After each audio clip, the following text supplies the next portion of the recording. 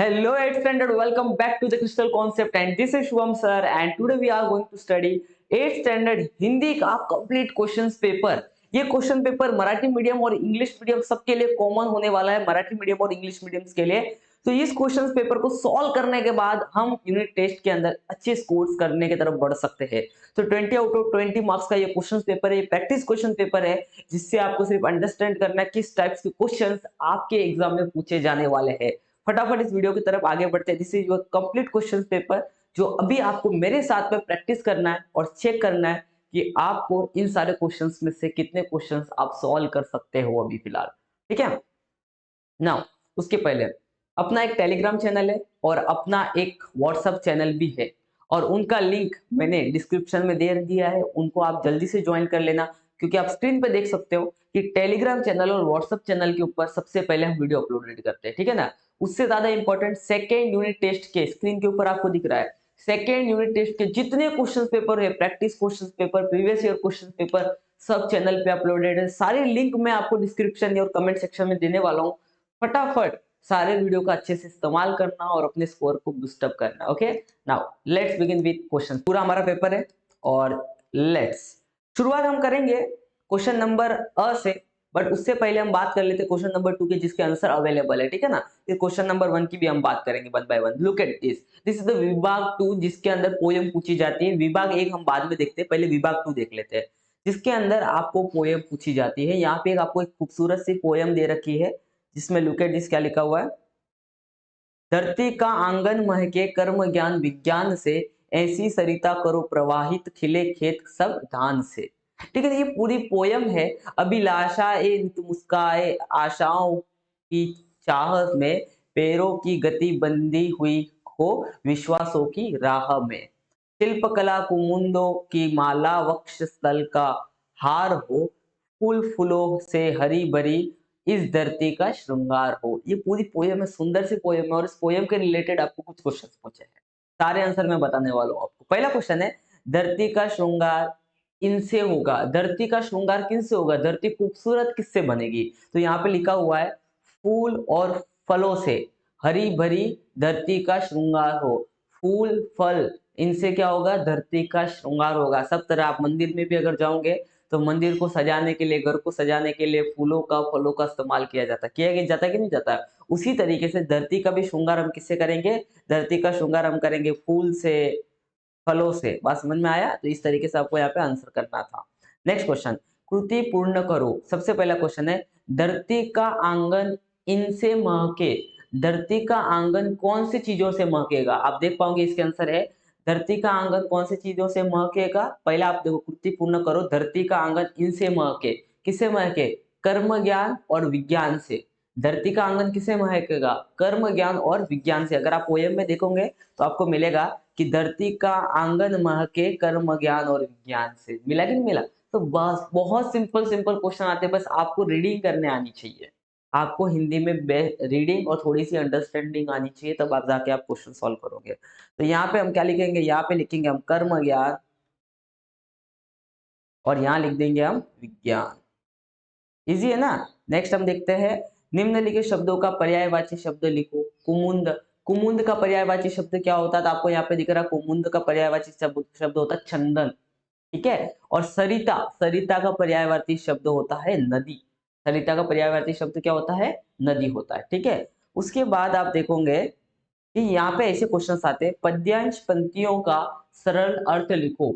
आपको उस पोयम की लाइंस को पढ़ना है और उसका आपको मीनिंग, सिंपल भाषा में आपको मीनिंग लिखना है। तो ये जो भी लाइन है मैंने इसमें दे रखी है, देखो क्या पहली क्या लाइन थी, यहाँ पे देखो पहली लाइन थी, धरती का आंगन महके कर्म ज्ञान विज्ञान से, ऐसी सरिता करो प्रवाहित खिले खेत धान से। इसका आपको सिंपल हिंदी मीनिंग लिखना है, तो आप कैसे लिखोगे? इस पंक्ति में कहा जा रहा है कि, कैसे शुरू करना है?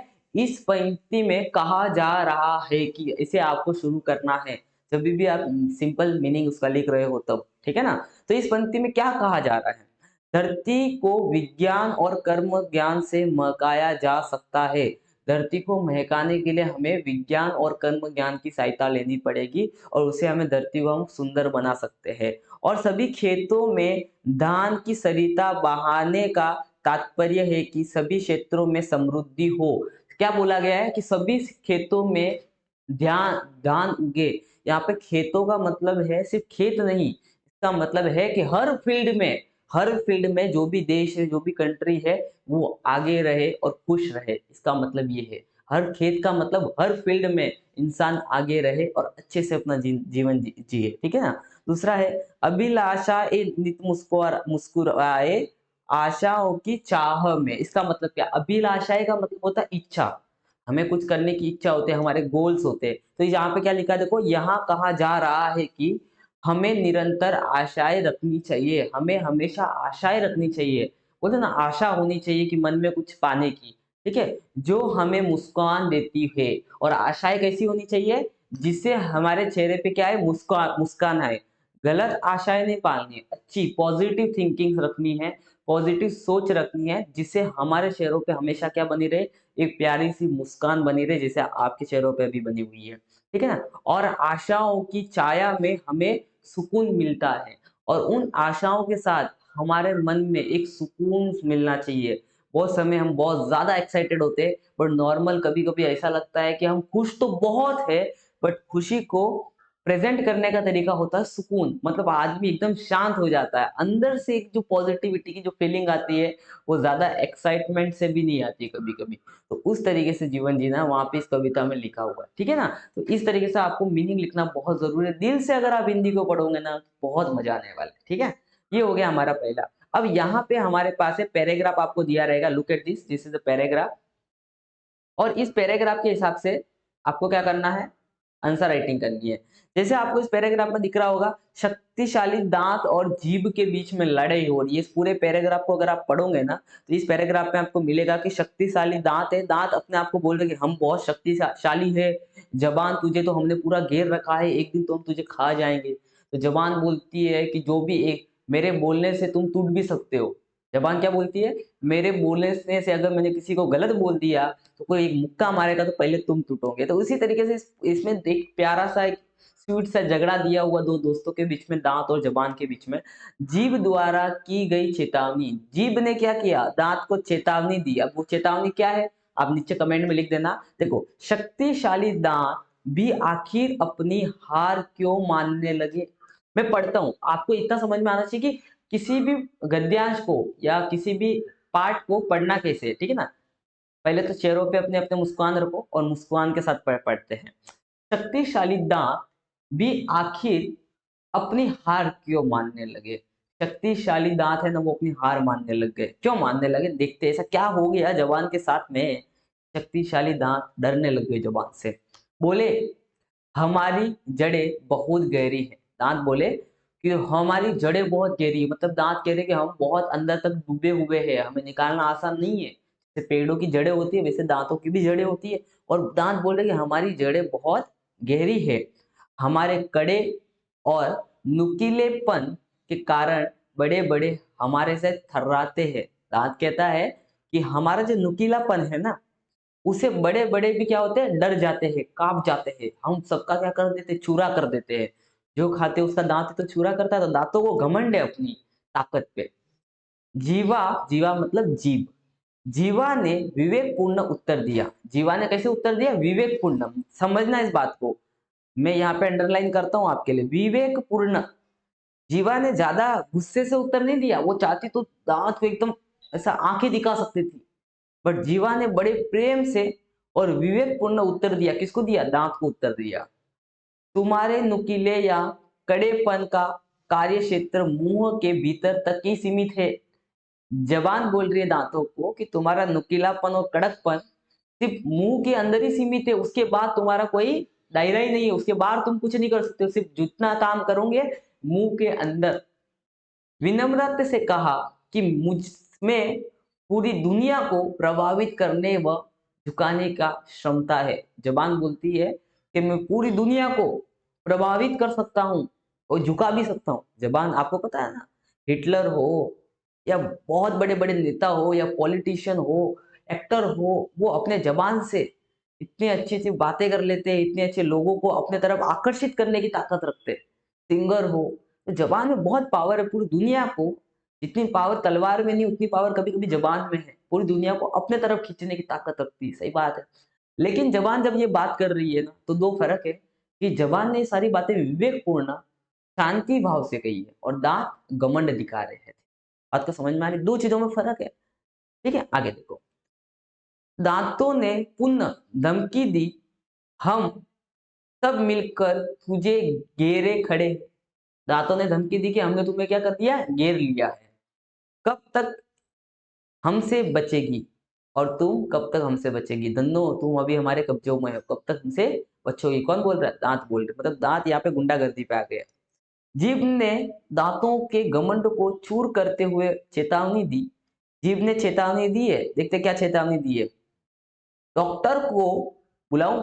जीभ बोलती है डॉक्टर को बुलाऊं। क्यों? क्योंकि बुलाने का काम डॉक्टर का ही है। और अगर मान लो जबान ने डॉक्टर को बोल दी कि मेरे सारे दांत निकाल दो, तो सारे दांत निकल जाएंगे, क्योंकि डॉक्टर तो जबान की सुनेगा, दांत की थोड़ी सुनेगा। दंत चिकित्सक मतलब जो डेंटिस्ट होता है उसको दंत चिकित्सक बोलते हैं। एक एक को बाहर कर देगा, मुझे तो छुएगा भी नहीं, और तुम सब बाहर दिखाई दोगे। वो बोल रही है कि दंत चिकित्सक को बुलाओ, क्या उसको बोलूंगी तो एक एक को बाहर कर देगा और मुझे तो छुएगा भी नहीं। डेंटिस्ट थोड़ी जीभ को छूता है। घमंडी दांत अब नुरुस्तर थे, अब डर गए थोड़े से वो। उन्हें कविता की यह पंक्ति याद आ गई, किसी को पसंद नहीं सकती बयान में। अगर हम किसी को सख्ती करेंगे, सख्ती मतलब क्या, जबरदस्ती करेंगे, तो वो किसी को पसंद नहीं आती है। अगर किसी को कुछ पसंद आता है तो वो आता है आपका विवेक, आपका प्यार, आपका प्रेम। सही तरीके से बोले हुए शब्द ही अच्छे लगते किसी को भी। तभी तो दी नहीं हड्डी जबान को। इसीलिए जबान में कोई हड्डी नहीं होती, क्योंकि जबान सख्त नहीं होती, जबान एकदम मुलायम होती है और बहुत मीठा भी बोल सकती है, कभी कभी कड़वा बोलती है तो दांत टूटते हैं, है ना। घमंडी दांतों ने आखिर जीभ का लोहा मान लिया। तो कभी भी आप हिंदी को पढ़ रहे हो ना, बड़े प्रेम से, बड़े मुस्कुरान के साथ में पढ़ा करो कि हमारी भाषा है, हमारे देश की लैंग्वेज है ना। इंग्लिश से ज्यादा प्रेम करो, इससे तो मजा आएगा आप लोगों को, ठीक है ना। निम्नलिखित विधानों के सामने सही अथवा गलत लिखो। जीवा ने अविवेकपूर्ण उत्तर दिया। क्या ये बात सही है? अविवेकपूर्ण, बात को समझना, अ लिखा हुआ है। अविवेकपूर्ण मतलब विवेकपूर्ण उत्तर ना देना, गुस्सा करके उत्तर देना, उसको बोलते हैं अविवेकपूर्ण। जीवा ने तो जो भी बोला विवेकपूर्ण बोला। पैराग्राफ में आप देखो मैंने अंडरलाइन कर रखा है। तो ये क्या है, ये गलत है। और आपको लिखना है कि ये जो, क्या लिखेंगे, ये जो विधान है वो गलत है पूरी तरीके से। जीवा ने कैसे उत्तर दिया? विवेकपूर्ण उत्तर दिया। आया समझ में? आगे देखते हैं। दांत घमंडी थे, सही बात है, दांत घमंडी थे। क्यों घमंडी थे? क्योंकि दांतों ने जीवा से लड़ाई की, डांटा, जीभ को डराने धमकाने की कोशिश की, है ना। दांत यहाँ पे घमंडी थे, सही बात है। निम्नलिखित कथनों को क्रमानुसार फिर से लिखो।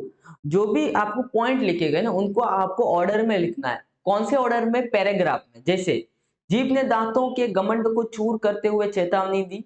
देखो कौन सा लाइन कहाँ पे आएगा। घमंडी दांतों ने आखिर जीभ का लोहा मान लिया, शक्तिशाली दांत भी आखिर अपनी हार क्यों मानने लगे। तो सबसे पहला लाइन तो ये था, देखो आप पैराग्राफ में, ये पहले नंबर पे आएगा, आप देख सकते हो यहाँ पे। शक्तिशाली दांत भी क्यों हार मानने लगे, घमंडी दांत निरस्तर हो गए। तो इसमें दूसरा नंबर पर कौन आएगा? घमंडी दांतों ने आखिर जीभ का लोहा मान लिया, या जीभ ने दांतों के घमंड को चूर करते हुए कहा। तो मेरे को लगता है दूसरा नंबर पे ये आएगा, ठीक है ना। तीसरे नंबर पे क्या आएगा? घमंडी दांतों ने आखिर जीभ का लोहा मान लिया है, घमंडी दांत निरुस्तर हो गए। देखो निरुस्तर कहाँ है? उन्हें अभी किसी को जीभ ने दो दो दांतों के घमंड को चूर करते हुए चेतावनी दी। चेतावनी दी तो सेकंड नंबर पे आ गया। डॉक्टर बुलाओ, दंत चिकित्सक के बाहर कर देगा, मुझे छुएगा भी नहीं, बाहर दिखा। घमंडी दांत में निरुस्तर थे। देखो निरुस्तर मिल गया हमें यहाँ पे, ये देखो मिल गया ना। कविता के यह पंक्ति हमें किसी भी मंजिल के दे, और घमंडी दांतों के आखिर जीभ का लोहा मान लिया। तो लोहा मान लिया सबसे आखिर में आएगा। तो ये देखो ये थर्ड नंबर पे आएगा और ये फोर्थ नंबर पे आएगा। तो आपको इसको ऑर्डर में लिखना था, ठीक है, ये ध्यान रखना। कथनों को क्रमांक अनुसार फिर से लिखिए। किसने किससे कहा, लिखिए। हम सब मिलकर तुझे घेरे खड़े हैं, कब तक हमसे बचोगी। किसने कहा? दांतों ने जीवा से कहा। दांतों ने किससे कहा? जीवा से कहा। ये देखो यहाँ पे देख के लिखना, नहीं लिखने आता, जीभ मत लिख देना। दांतों ने किससे कहा? जीवा से कहा। निम्नलिखित शब्दों के वचन बदल के लिखिए, जैसे हड्डी का वचन बदल के लिखना हड्डियां और पंक्ति का पंक्तियां, ठीक है ना, ये ध्यान रखना। अब आपको विभाग 3 के अंदर व्याकरण को सॉल्व करना है। सबसे पहला क्वेश्चन पूछा है कि निम्नलिखित वाक्यों में आए सर्वनाम एवं क्रिया पहचान के लिखिए। क्या लिखिए? सर्वनाम एवं क्रिया पहचान के लिखिए। यहाँ पे देखो आप, तो अगर हम देखते हैं इसके अंदर, वह रोज सुबह स्कूल के समय अपना बैग लेकर निकलता। तो इसमें सर्वनाम क्या है और क्रिया कौन कौन सी है? तो सर्वनाम है वह और अपना, और क्रिया है लेकर और निकलना। ये क्या हो जाएगा? क्रिया हो जाएगा। दूसरा हम देखते हैं, निम्नलिखित मुहावरों में से किसी एक मुहावरे का अर्थ लिखिए। दोनों में से किसी एक मुहावरे का अर्थ लिखते हैं, ठीक है ना। तो हम लिख लेते हैं, अपने पैरों पर कुल्हाड़ी मारना। मतलब क्या है? अर्थ है अपनी ही कठिनाइयों में पड़ना, खुद ही गलती करके खुद ही कठिनाइयों में पड़ जाना। प्रयोग क्या है? उसने खुद ही अपने पैरों पर कुल्हाड़ी मार ली बिना किसी की मदद के। अपने खुद के पैरों पे कुल्हाड़ी मार ली, किसी की मदद भी नहीं ली, ठीक है ना। अवयव का प्रयोग, वाह का प्रयोग कब होगा? यहाँ पे आपको दिखेगा, यहाँ पे अवयव का प्रयोग, वाह का प्रयोग कब करते हैं? जब हम आश्चर्य होते हैं या किसी की प्रशंसा हमें करनी होती है तब करते हैं। वाक्य शुद्ध करके लिखिए। वाक्य को क्या करके रखना है? आपको शुद्ध करके लिखना। बड़े दुखी लग रहे हो, क्या हुआ? जैसे कि आप देखोगे यहाँ पे इनकरेक्ट लिखा है, दुखी गलत लिखा है। देखो दुखी का स्पेलिंग गलत है। लग रहे हो, क्या हुआ? क्या का देखो यहाँ पे, देखो हमारे पास यहाँ पे क्या है? बड़े दुखी लग रहे हो, क्या हुआ? ठीक है ना। ये देखो दुखी का स्पेलिंग सही किया है इन लोगों ने, करेक्ट आ रहा है। फिर उचित विराम चिन्ह, क्वेश्चन आते हैं उसके अंदर आपको उचित विराम चिन्ह डालना। हमने इसमें डाला, देखो कि हाय कितनी निर्दयी हूं मैं। इसमें देखो हमने क्या किया, हाय के इधर कॉमा डाला है, कितनी निर्दयी हूं मैं, और इसके आगे फुल स्टॉप लगाया है। आगे समझ में डंडी लगाई है। तो इस तरीके से आपको आंसर करना। लास्ट है, निम्नलिखित किसी एक विषय पर अपने विचार लिखो, मेहनत का फल मीठा होता है। इस पे आपको विचार लिखने, 3 मार्क्स का सवाल है। इसका आंसर हमने यहाँ पे आपके लिए लिखा हुआ है। मेहनत एक महत्वपूर्ण और अनिवार्य प्रक्रिया है जो हमें अपने लक्ष्यों और सपनों की प्राप्ति में मदद करती है। जब हम किसी चीज के लिए मेहनत करते हैं तो इसमें लगन, समर्पण और संघर्ष होता है। इस मेहनती प्रयास के बाद जब हम अपने लक्ष्यों को हासिल करते हैं तो इसका अनुभव अद्वितीय और अत्यंत सुखद होता है। मेहनत का फल मीठा होने का मतलब है कि जब हम अपने लक्ष्यों की प्राप्ति के लिए मेहनत करते हैं तो उसका असर हमारे जीवन में सुख और सफलता के रूप में दिखाई देता है। मेहनत से ही हम अपनी क्षमताओं को विकसित करते हैं, सीखते हैं और अपने आत्मविश्वास को मजबूती से भरते हैं। यह हमें संघर्षों के बावजूद अपने लक्ष्यों की प्राप्ति की खुशी में भी भागीदार बनाता है। तो ये सारे मेहनत के इम्पोर्टेंस है जो अपने को पता होने चाहिए, और वो मेहनत मैं कर रहा हूँ, वो मेहनत आप भी कर रहे हो अपने लक्ष्य को पाने के लिए। और इसी तरीके से मेहनत करते रहो, दुनिया को एक्सप्लोर करते रहो, चीज़ों को समझते रहो। पढ़ाई का टेंशन लेने का नहीं, मुस्कान के साथ हमेशा पढ़ाई करते रहो। और क्रिस्टल कॉन्सेप्ट का कभी भी कोई सेशन देखो तो हमेशा चेहरे पे एक मुस्कान आपके होनी चाहिए। धन्यवाद। ये विषय, ये चैनल आपको अच्छा, आपको हेल्प कर रहा होगा। आप वीडियोस को लाइक कर रहे होंगे, दोस्तों के साथ शेयर कर रहे होंगे और आप एंजॉय कर रहे होंगे। Thank you so much for watching, keep sharing. यहाँ पे हमारा ये सेशन पूरी तरीके से होता है कंप्लीट, और जल्दी से सब्सक्राइब कर लो। ठीक है, bye, have a great day और हैप्पी मकर संक्रांति। ये वीडियो मैं मकर संक्रांति को बना रहा हूँ, तो आप सभी को हैप्पी मकर संक्रांति। ठीक है।